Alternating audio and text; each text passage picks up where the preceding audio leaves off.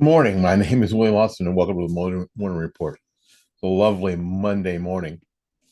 This past weekend, the headlines were loud, the videos were dramatic, and the social media feeds were relentless. You saw it, I saw it, protests, rallies, angry crowds waving signs and chanting slogans as if history itself was being rewritten right here in the street. The networks make sure you couldn't look away.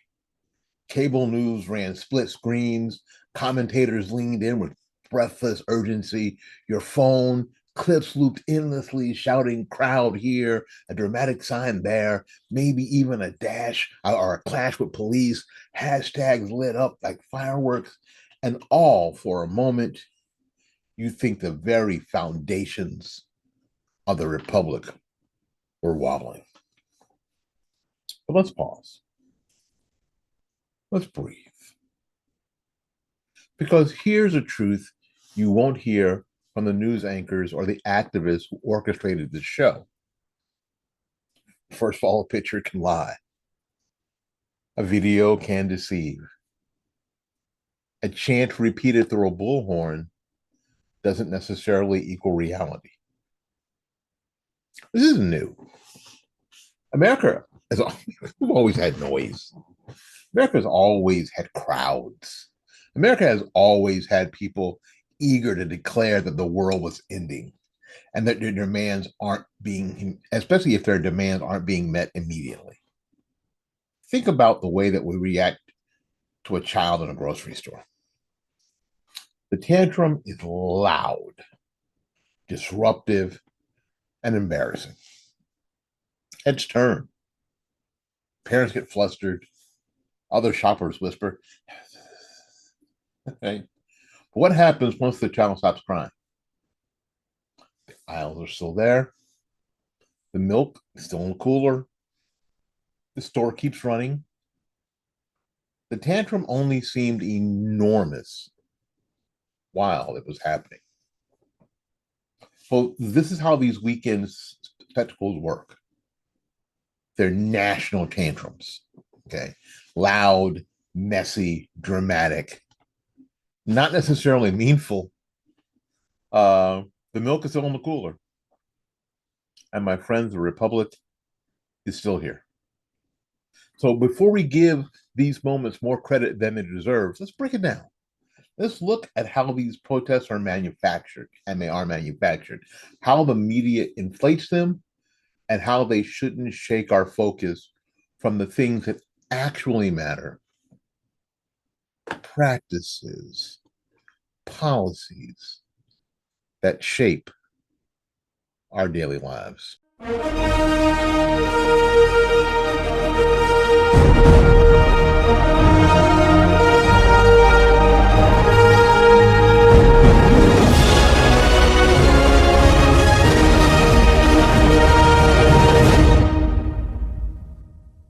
What do we want? We don't know. When do we want it? Also unclear. Why do we want it? Because it was forwarded to us in an email, so it must be true. Yeah!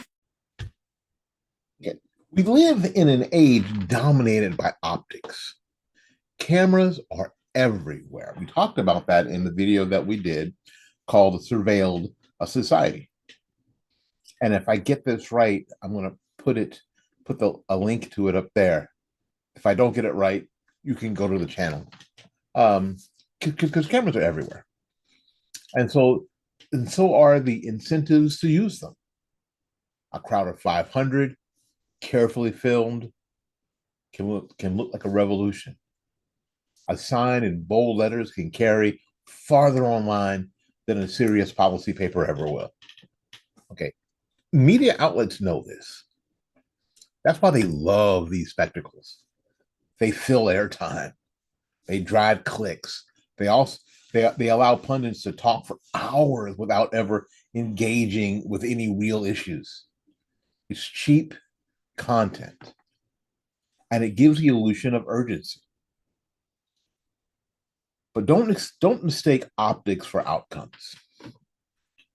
The crowds may look large, The chants may sound loud and they may sound united, but the actual impact, what survives a week, a month, a year later, is almost always negligible. Okay. Consider this. If protests were the real engine of change, then the United States would have flipped upside down dozens of times in the past 50 years. Every decade has had its spectacles, some noble, some foolish, some a mix of both.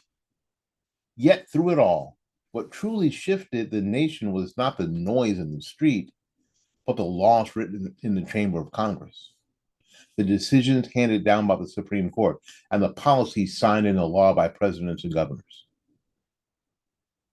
Now, there's also a psychological pull here. Humans are wired to pay attention to crowds.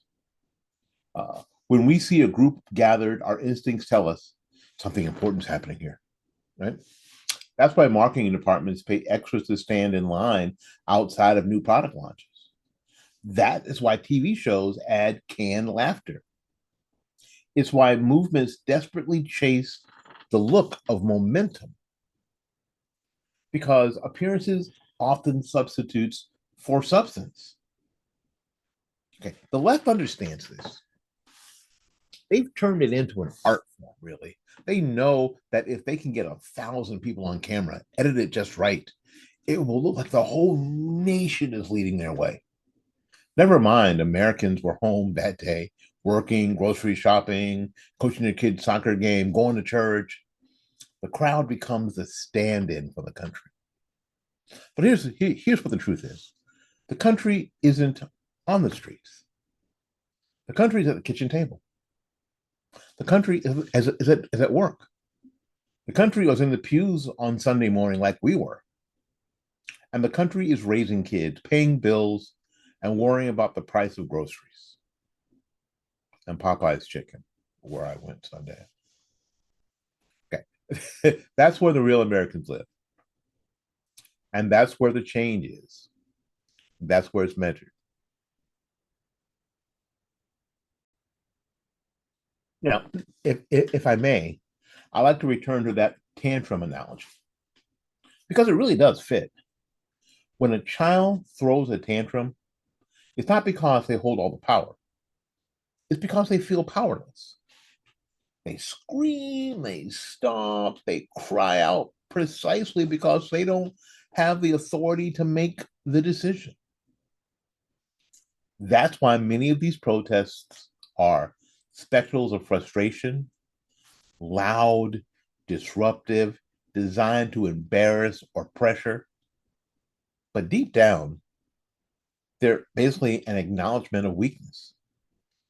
If you truly held the reins of power, you don't need to scream in the streets. You just need to make the policy and move forward. So the irony is super thick here. The same voices that declare victory in the streets often reveal by their very noise that they lack any authority. Because real authority isn't loud. It's effective. Now let's be clear about the role of the media when we start talking about loud. Without cameras, most of these protests would fade into obscurity. 1,000 people in the park is a local story at best. But once the cameras roll, once the cryons flash across the screen, right? Once the social media accounts clip chants into 30-second reels, suddenly the nation is told, this matters. But ask yourself, who decided it mattered? Was it the American people living their lives, or was it the producers in the newsroom who needed content for the evening broadcast? The media, this doesn't report protests. It manufactures their significance. And in doing so, it pressures ordinary Americans to feel as if they're outnumbered, outmaneuvered, and surrounded. It's not journalism. It's theater. Now, here's where the danger lies: distraction. While we were staring at the circus, real decisions are being made quietly. Regulations are written, budgets are passed or not passed, right?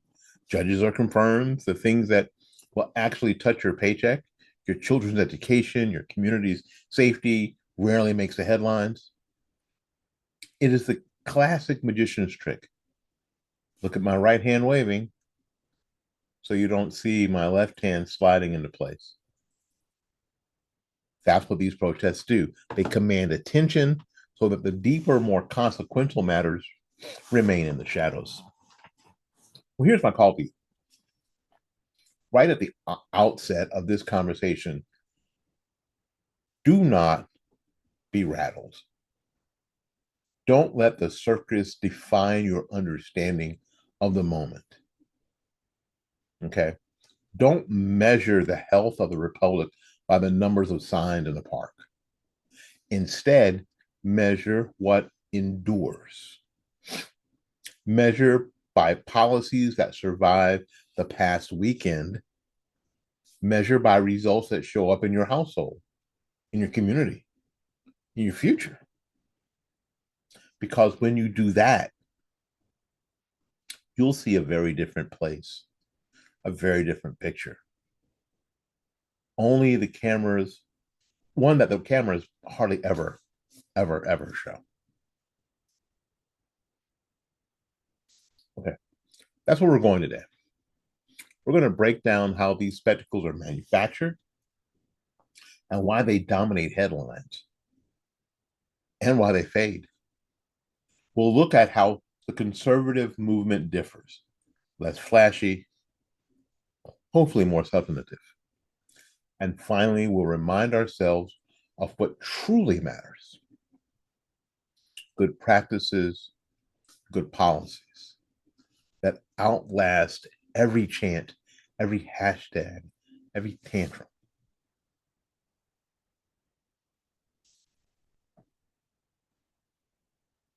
Billy Graham famously said that he believed that the next move of God would be believers making a difference in the marketplace. In fall of 2019, Anton Kresick moved to Washington, D.C. He began his career in the political arena. Two things became very obvious. Godly principles were lacking on both sides of the aisle. Many of the organizations were putting profits before people. 7 Weeks Coffee was started to reverse this trend and live out Graham's calling as believers in the marketplace. As a value-based business, we have a simple and transparent mission: donate 10% of every sale to pregnancy care centers across the nations. We are committed to earning your trust, not expecting it. How do we do this? Leading with our values, showing the impact, and providing the highest quality product. I am a Christian, I am a conservative, and 7 Weeks Coffee unapologetically supports pregnancy care centers across the nation. Join us by letting your coffee serve a greater purpose. All right, now that we've sort of framed the optics, let's dig into how these protests are actually built. Because they don't just happen. These are not spontaneous uprisings of ordinary people who suddenly decide to grab a sign and meet in a city square. They're engineered, they are organized, and they are professional productions. On the modern left, protests have become an industry. Okay. Entire organizations exist solely, entirely to mobilize, train, and deploy activists. We're talking about unions, nonprofits, advocacy networks, community organizations whose primary product isn't ideas or solutions, it's bodies in the street. Take the role of unions, for example. They've long had the ability to mobilize people quickly. And in the old days, that meant strikes and picket lines. Today, it means turning out for whatever cause aligns with the progressive politics: climate marches, immigration rallies, or protests against conservative justices. The infrastructure is already in place. phone trees, text systems, buses, and stipends. We saw this at some of the Kamala Harris rallies, right? Where people would show up in the beginning, right? With their union shirts on, and they'd be there for the beginning, photo ops and singing along with, Cardi B or Megan the Stallion. And then people would hang around in the lobby after about 20 or 30 minutes, people be filing out. Got my gift card. I'm out of here, right?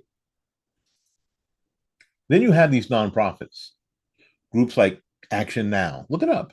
Voices for Change, Justice Collective. Their funding comes from wealthy donors and foundations, and sometimes even government grants. Their job is to keep the whole protest machine alive. They run activist training camps. They pay staff organizers. They keep the pipelines ready so when the call goes out, people respond. And yes, money does change hands.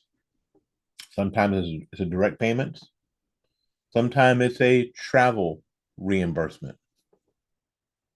Sometimes it's just free food, free shirts, or free housing for the weekend. But the effect is the same. You lower the cost of participation, you can inflate the size of your crowd. Okay, let's visit Occupy Wall Street. You remember Occupy Wall Street? I do. Remember the tents, the slogans, the chants? We are the 99. Remember? So in 2011, you couldn't escape it. Parks were filled with activists, and the media breathlessly declared a new movement had arrived. Right? We were just inundated with the Occupy movement. They were even here in my little town of Tampa. But look closer. Those camps didn't just spring up organically. They were supported by a network of activists who provided food and supplies and logistics. They had organizers on payroll who kept the wheels turning. What did it accomplish? Remember all the fuss about Occupy the Wall Street, Occupy Tampa, Occupy this, Occupy that. What did it accomplish? Many interviews were, why are you here? And some people didn't. Some people were funny. They pretty much said they didn't know why they were there. What did it accomplish? Very little, if anything. There were no major reforms, no lasting institutions. The only real legacy of Occupy was a slogan. Once the tents came down, the movement vanished because it was built on optics and not substance. One more case study. We have a couple more. Fast forward to 2017.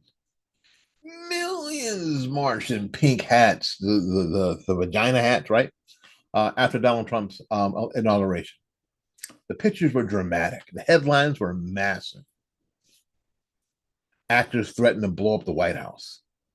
Some actors threatened to murder the president. Right? But again, logistics mattered. These were not purely spontaneous gatherings. They were organized by professional activists with donor funding, transportation, and volunteer coordination. That's how you get simultaneous marches across dozens of cities.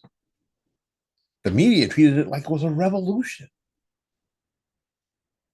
But let's look at it again. Where is the lasting impact?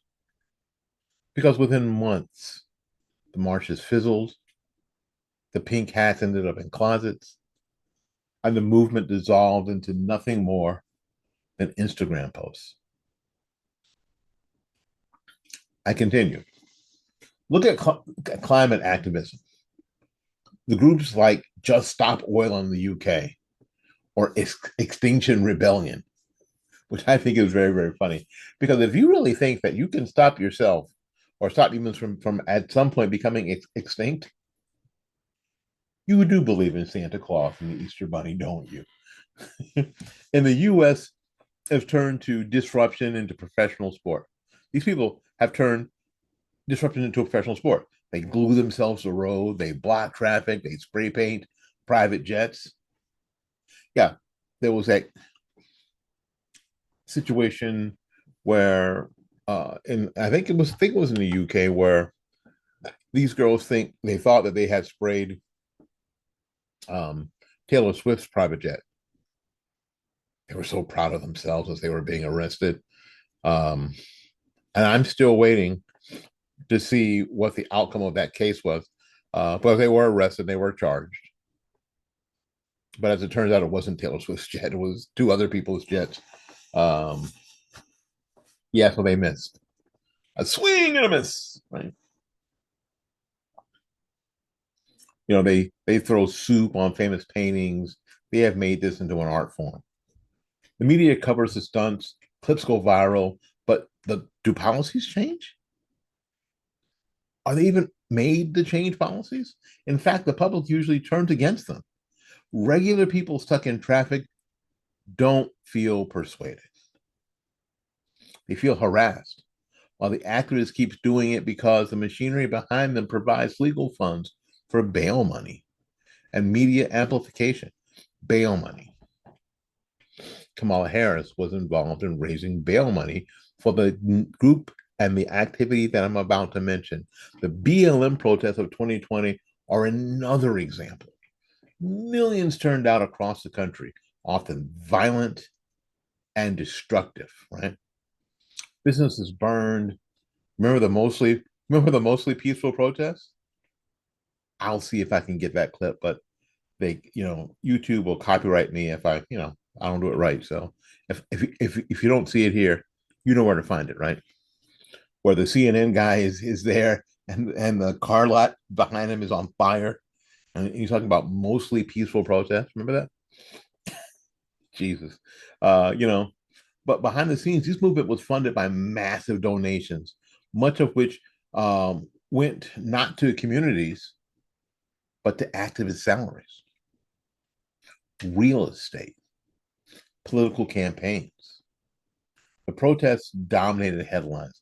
Corporations rushed to virtual signal, right? A lot of these big companies, started, donating millions of dollars. Politicians took the knee. They were in the kente clause taking a knee. Had to help your girl Nancy Pelosi get up. Right? Can't laugh. You'd have to help me get up right now too. Remember that? And yet now, where is the lasting reform? Crime has surged. Police morale have collapsed, and trusted institutions have eroded. But the supposed solutions never arrived. Because here again, the goal was optics, not real grounded policy.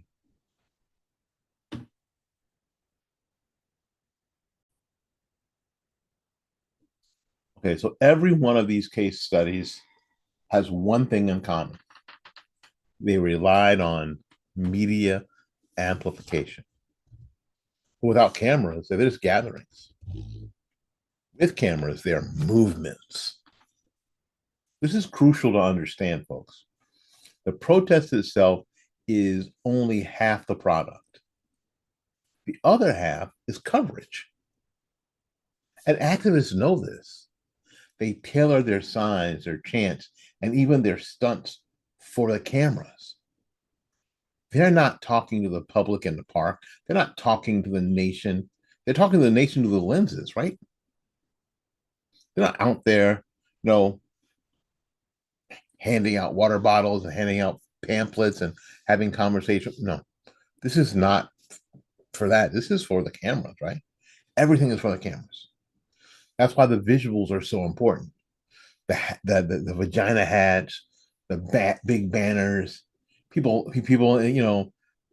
lying in traffic. It's all theater designed to create a shareable content. And of course, the media plays along willingly or otherwise because it feeds their hunger for a spectacle. 1,000 angry people in the park is cheaper to cover than digging into the details of a 1,000-page budget bill.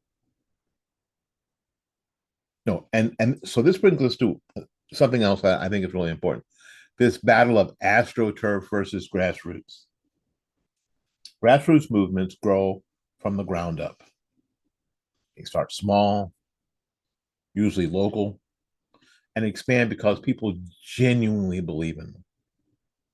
They're messy, slow, often unpolished, but they endure because they're real.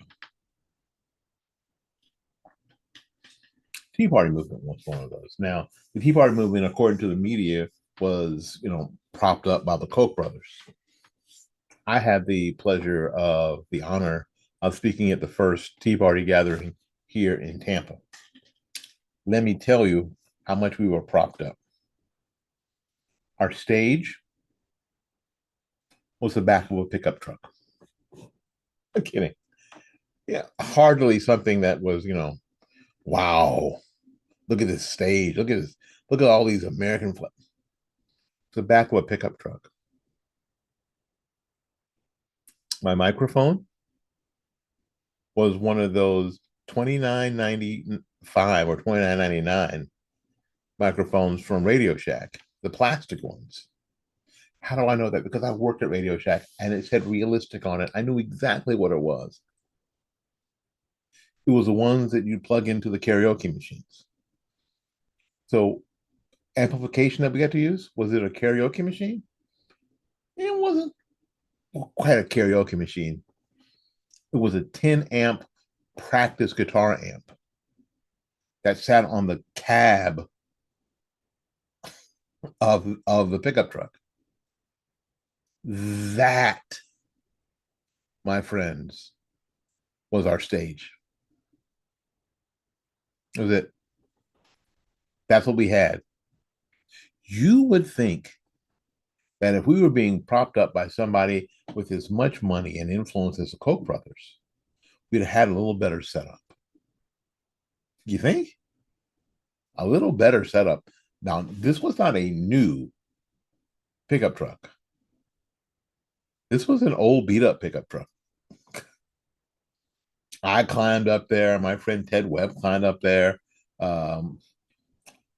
Somebody else I miss terribly, Dwan Washington. We all climbed up in the bed of that pickup truck, one after the other, talking to the people assembled in that park. I can't imagine that anybody heard us. I can't imagine that anybody heard us. So they were there for each other.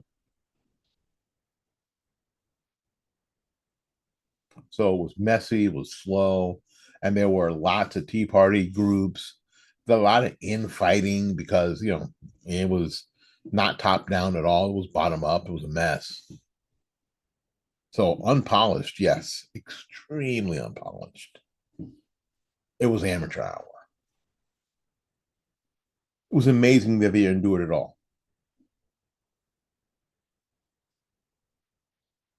AstroTurf movements, by contrast, are top down. Failing.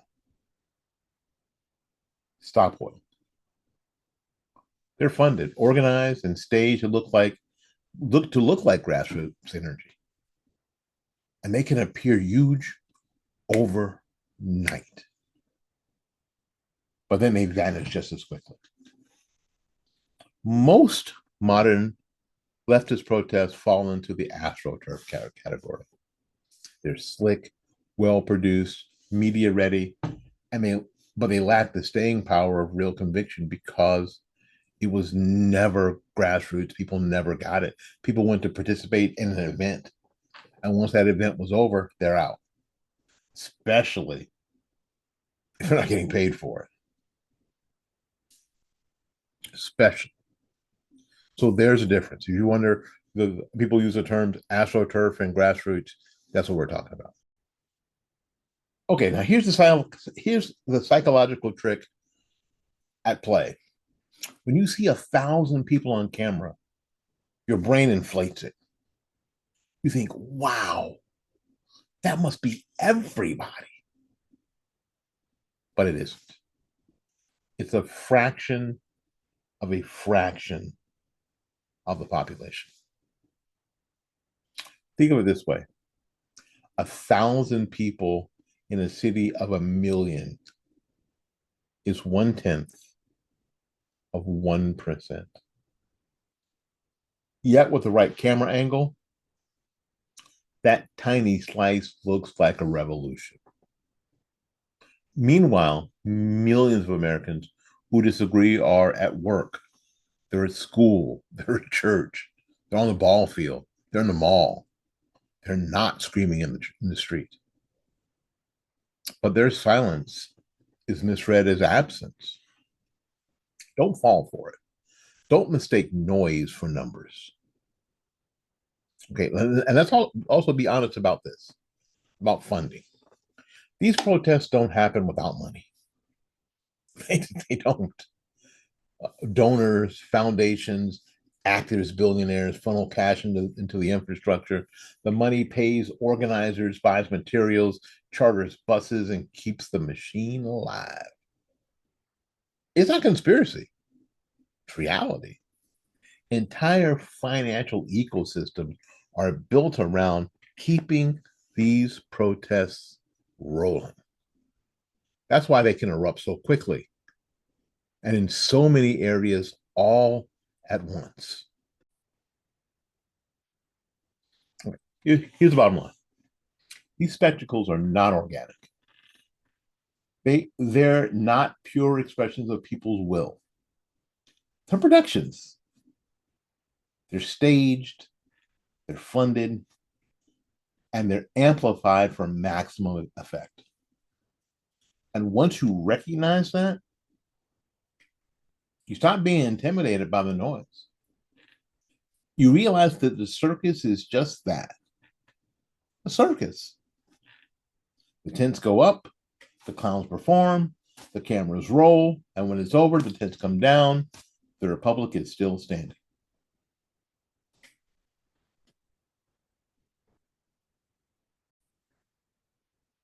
All right, now we've spent some time looking at how the left builds these spectacles: the machinery, the funding, the optics, and the way that media inflates the picture. Now let's talk about the other side. Let's talk about how conservatives are different, because it's real and it does matter. The first thing to understand is this right here. Conservatives do not have a protest industry. This isn't a permanent set of nonprofits and union-backed organizations ready to deploy thousands of people on a weekend's notice. Sure, there are conservative groups, Turning Point USA, the NRA, Heritage, and others. But what do? They do things like host conferences, conventions, rallies, speaking tours. They train students. They publish research. They build networks. They're not in the business of staging weekly spectacles in the city squares. And that difference is critical, because when the left calls a protest, they can call on a professional infrastructure that already exists. When conservatives want to make a point, it's usually grassroots. It takes longer, it's less polished, and the numbers don't look as impressive, because what you lose in flash, you gain in substance. Think about it like this. When you see a conservative rally, whether it's a Tea Party event like the one I talked about, a Trump rally, or school board protests, who's paying for it? Most of the time, it's the people themselves. People drive their own cars. They bring their own water bottles. They pack sandwiches. They make their own signs. They don't get stipends. They don't get chartered buses. They don't get catered meals. That's why the crowds are often smaller. But that's also why the conviction runs deeper, because if you taken time off work, paid for your own gas, stood in the heat with a homemade sign, you didn't do it for optics. You did it because you care. And that's the conservative difference. Conviction over convenience.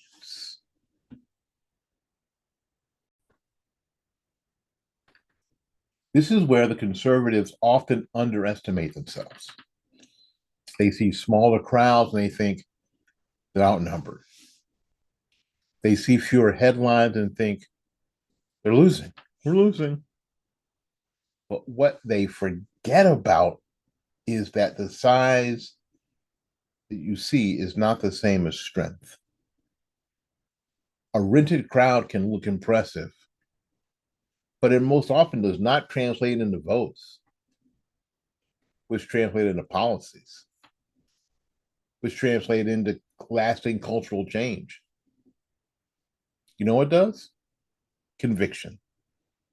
Conviction moves people to show up at the ballot box.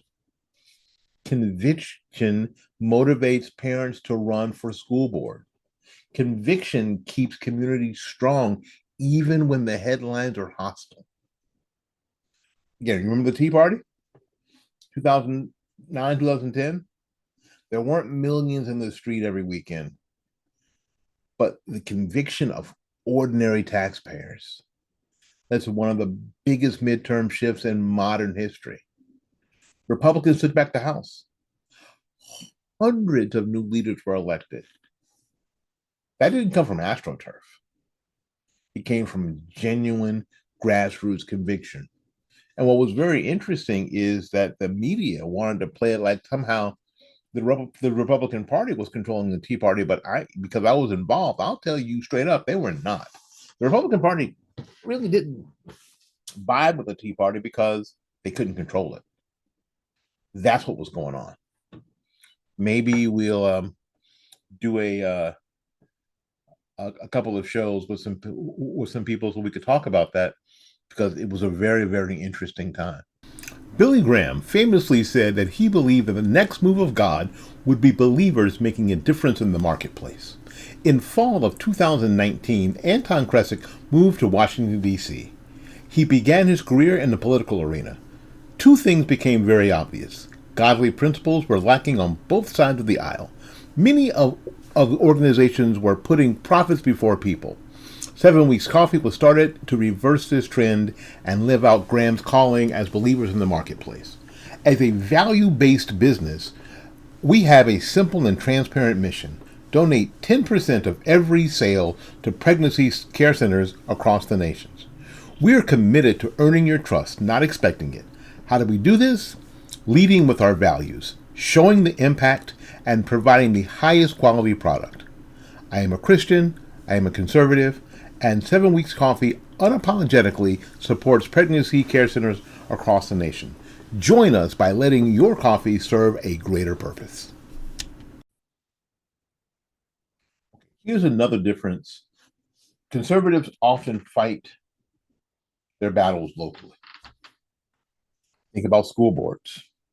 Across the country, parents have been showing up at meetings and speaking out against woke curriculum, opposing gender ideology in classrooms, and demanding accountability. These aren't massive protests with rented crowds. These are local parents, local taxpayers standing up for their kids. And it works. Dozens of school board races have flipped in recent years because ordinary people showed up with conviction.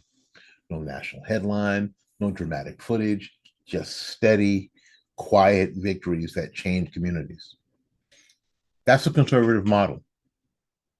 Less flash, more foundation.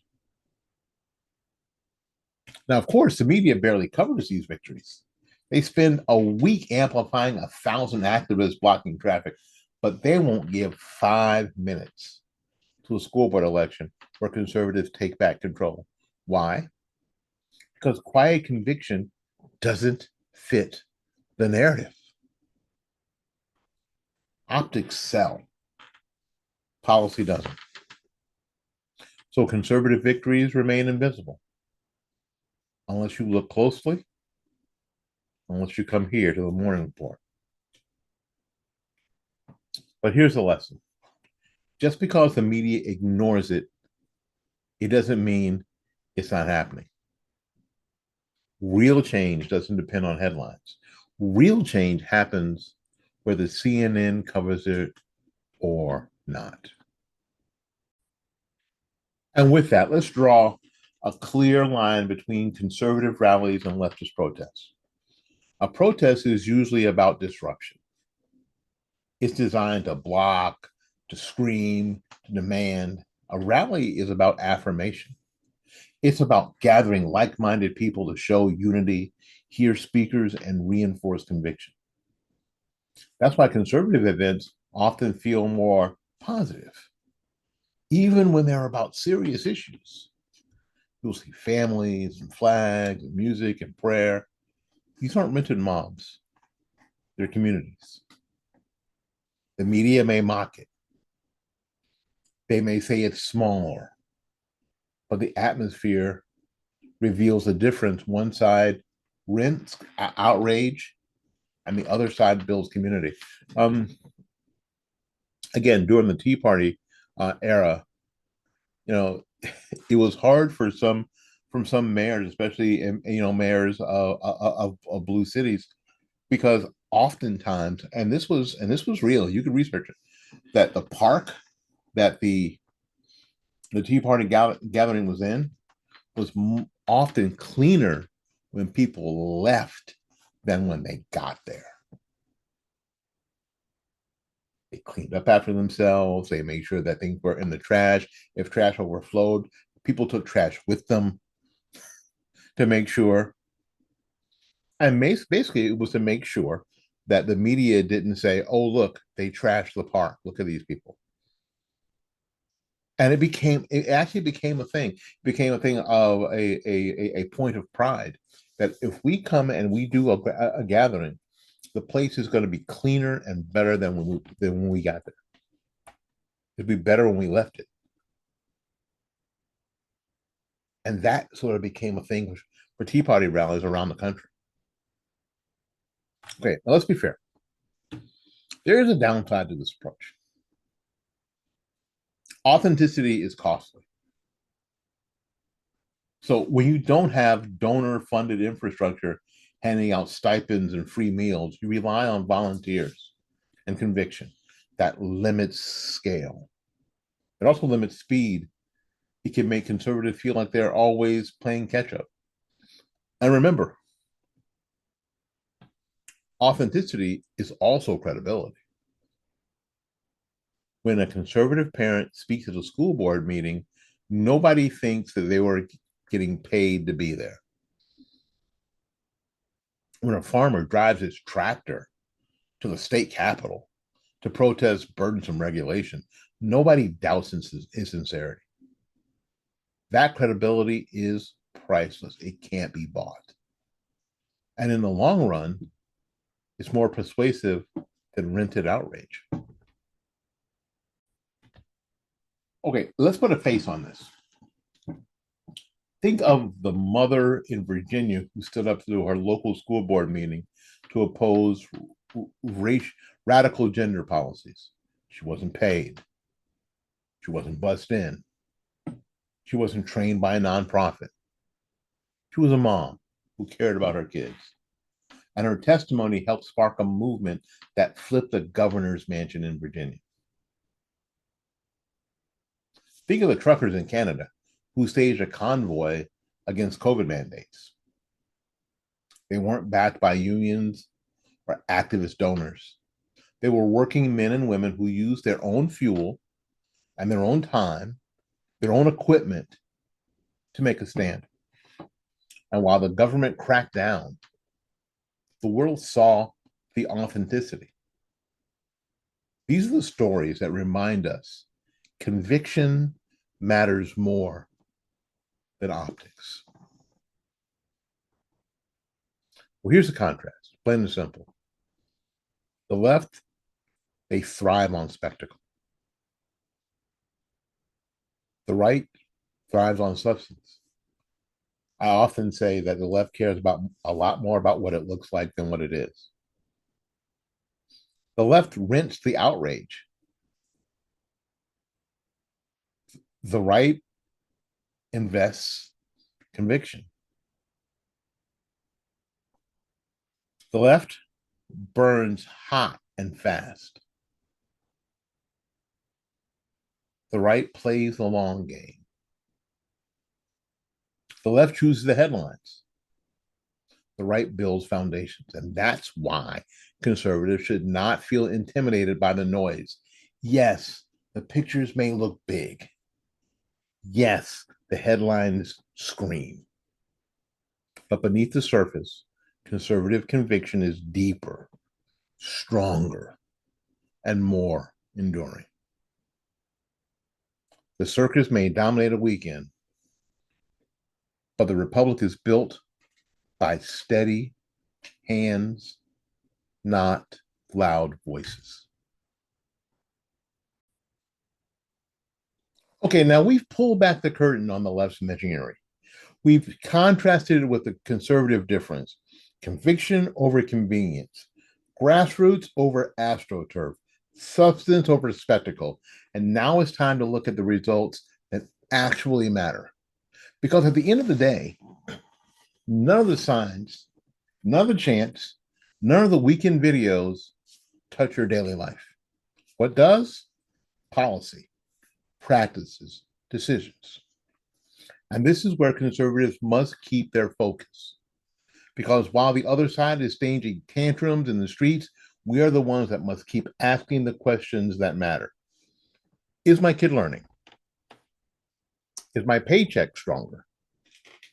Is my community safer? Here's the first one. Is my kid learning? Let's start with education because it is the battleground where the contrast between noise and results is the clearest. For decades, the left has controlled education policy through unions and bureaucracies. They've marched and rallied and lobbied. But what's the result? Test scores are collapsing, classrooms politicized, children are unprepared for real life. Conservatives didn't flood the streets with signs. Instead, they built a decades-long push for school choice, state by state, year by year. The fight was waged, and now the results are undeniable. Here in the Freedom State of Florida, families can use scholarships and send their children to schools that actually fit their needs.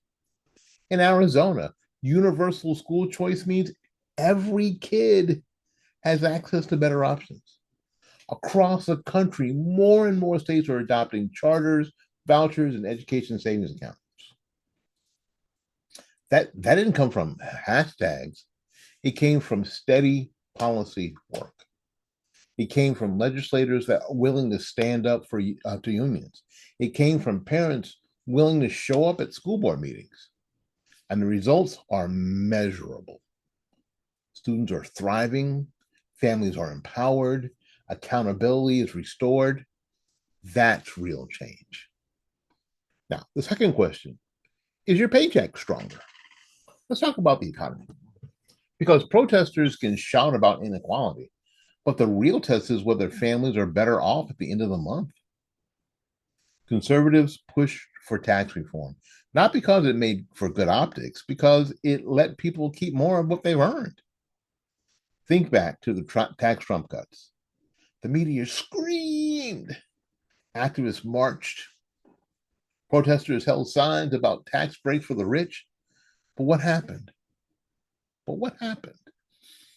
Millions of working families saw larger paychecks. Small businesses had more breathing room. Companies reinvested in jobs and equipment. That's not spectacle. That's substance. Compare that to the left's optics heavy pushes, marches for economic justice. Sounds noble, I guess. Slogans about fair share. They fit on a poster. But when those ideas are translated into policy, what do we get?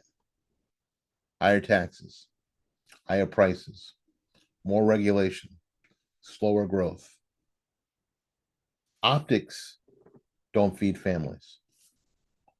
Policy does.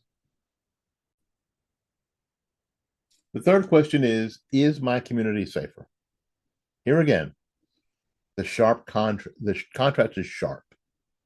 Activists scream about defund the police. Protesters march with signs accusing officers of being villains. Hashtag trend, media amplifies, and then what? Crime surges. Families suffer. Neighborhoods decline. And in the very same voice, when they're having these protests, they're asking for police protection. Conservatives, on the other hand, focus on enforcement and secure borders and strengthening communities. Now, these aren't glamorous fights. They don't generate hashtags, but they do keep families safe. Now, border security is a prime example. The left stages protests demanding open borders. They chant about compassion. They flood the streets with signs. Meanwhile, fentanyl pours across, cartels profit, and crime rises. Conservatives push for barriers, enforcement, and a strong policy, not flashy, not headline grabbing, but certainly effective. Communities see the difference. Families see the difference. Safety is restored, not by slogans, but again, by policy. This is the theme across every issue. The left chases optics, the right pursues outcomes. Civil rights didn't advance because of hashtags. They advanced when the laws were passed. The Reagan economy wasn't revived by weekend rallies. It was revived by tax cuts, deregulation, and pro-growth policies. School choice didn't spread because of pink hats. It spread because parents and legislators worked together to build programs. History confirms the lesson. Noise fades. Policy lasts.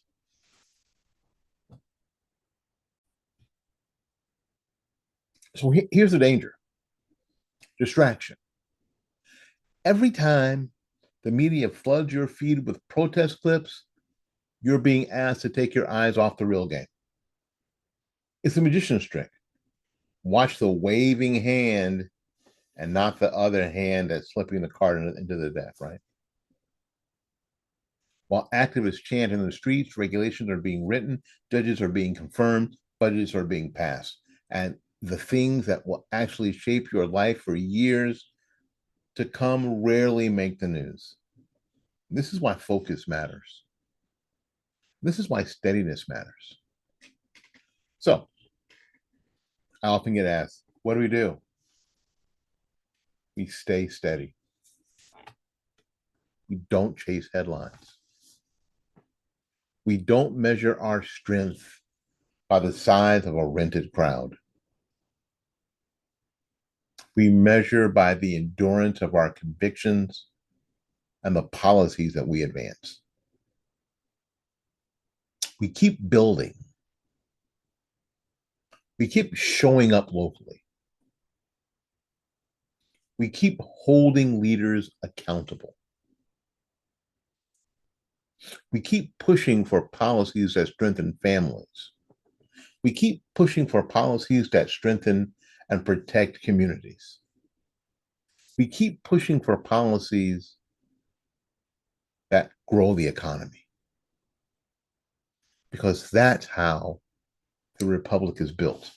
Not by tantrums in the street, but by steady hands shaping the foundation.